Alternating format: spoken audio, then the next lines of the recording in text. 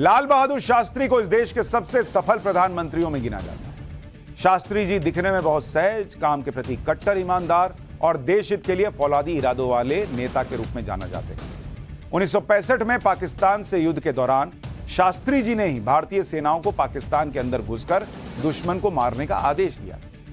शास्त्री जी के एक बयान पर इस देश के लोगों ने अनाज की कमी के चलते व्रत रखना शुरू कर दिया था। वो इतने ईमानदार थे कि अपनी सरकारी गाड़ी का इस्तेमाल परिवार के निजी कामों के लिए नहीं करने देते थे कि नहीं, ये सरकारी संपत्ति है, इसका इस्तेमाल तुम्हारे पर्सनल काम के लिए नहीं होगा। लेकिन ऐसे लोकप्रिय और ईमानदार नेता से इंदिरा गांधी मन ही मन उन्हें बहुत पसंद नहीं करती। इस बात का खुलासा उस वक्त के कई पत्रकारों और नेताओं ने अपनी किताबों में किया है कि इंदिरा जी को लाल बहादुर शास्त्री बहुत पसंद नहीं थे। इंदिरा गांधी की शास्त्री जी के प्रति नफरत उस दिन सबके सामने आई जब वो शास्त्री जी की मृत्यु के बाद उनका अंतिम संस्कार दिल्ली में नहीं होने देना चाहती। लेकिन शास्त्री जी की पत्नी की शपथ के सामने इंदिरा गांधी को झुकना पड़ा। इसके बारे में आगे बताऊंगा, लेकिन उससे पहले इंदिरा गांधी के मन में शास्त्री जी के प्रति जो दुर्भावना थी, वो किस्से जो अब किताबों के रूप में सार्वजनिक हो रहे हैं, उनके बारे में आपको बताता हूं। वैसे तो जवाहरलाल नेहरू की मृत्यु के बाद से ही इंदिरा गांधी के मन में शास्त्री जी को लेकर खटास पैदा हो गई।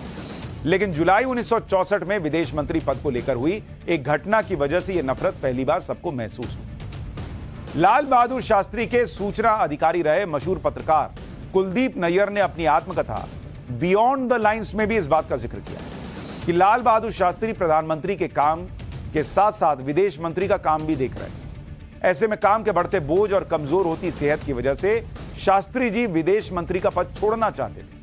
इस दौरान शास्त्री जी ने कुलदीप नैयर से पूछा कि आपकी नजर में विदेश मंत्री के लिए सबसे बेहतर उम्मीदवार कौन हो सकता है। कुलदीप नैयर ने अपनी किताब में लिखा है कि उन्होंने उस समय इंदिरा गांधी का नाम सुझाया कि इंदिरा गांधी को बना दीजिए विदेश मंत्री। तब शास्त्री जी ने कहा कि कुलदीप जी, इंदिरा जी दरअसल प्रधानमंत्री बनना चाहती, और बात वहीं खत्म हो गई। मतलब शास्त्री जी जानते थे कि उनका पद चाहिए इंदिरा जी को, वो विदेश मंत्री के पद पे नहीं बैठना चाहती।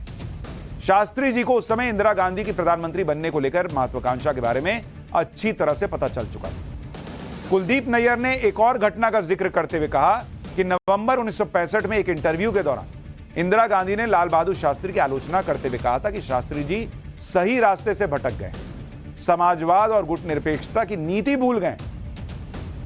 मशहूर पत्रकार रहे इंदर मल्होत्रा ने इंदिरा गांधी की जीवनी पर एक किताब लिखी जिसका नाम है Indira Gandhi a personal and political biography. इसमें इंदर मल्होत्रा ने लिखा है कि लाल बहादुर शास्त्री से इंदिरा गांधी के रिश्ते सहज नहीं थे। मल्होत्रा के मुताबिक इंदिरा गांधी ने खुलकर कभी इस बात का जिक्र नहीं किया कि वो खुद विदेश मंत्री बनना चाहती, लेकिन जिस तरह स्वर्ण सिंह को शास्त्री जी ने विदेश मंत्री बनाया वो उसे पचा नहीं पा रही। गांधी नेहरू परिवार के नजदीकी रहे डॉक्टर कर्ण सिंह ने भी अपनी आत्मकथा में लिखा कि इंदिरा गांधी विदेश मंत्री बनना चाहती थी, लेकिन लाल बहादुर शास्त्री ने स्वर्ण सिंह को चुना।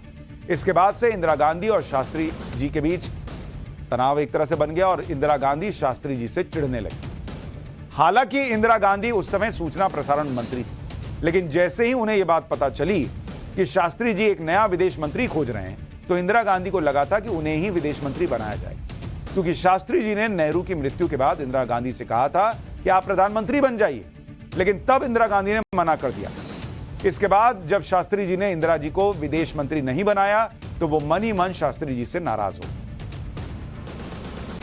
लाल बहादुर शास्त्री जी से इंदिरा गांधी के मतभेद की शुरुआत नेहरू के निधन के तुरंत बाद शुरू हो गई। यह विवाद नेहरू के घर तीन मूर्ति को लेकर शुरू हुआ था। 27 मई 1964 को नेहरू के निधन के बाद इंदिरा गांधी चाहती थी कि नेहरू के सरकारी निवास तीन मूर्ति भवन को स्मारक घोषित किया जाए। कुलदीप नैयर अपनी किताब स्कूप में इस घटना के बारे में लिखते हैं कि शास्त्री जी चाहते थे कि तीन मूर्ति भवन प्रधानमंत्री का आधिकारिक निवास बने, लेकिन इंदिरा गांधी उसे स्मारक बनाने पर अड़ गई।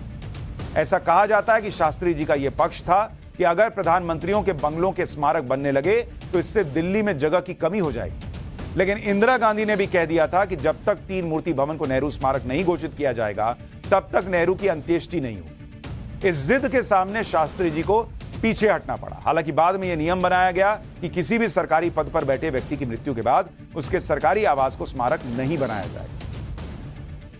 इंदिरा गांधी के मन में शास्त्री जी के प्रति नफरत उनके मरने के बाद भी कम नहीं।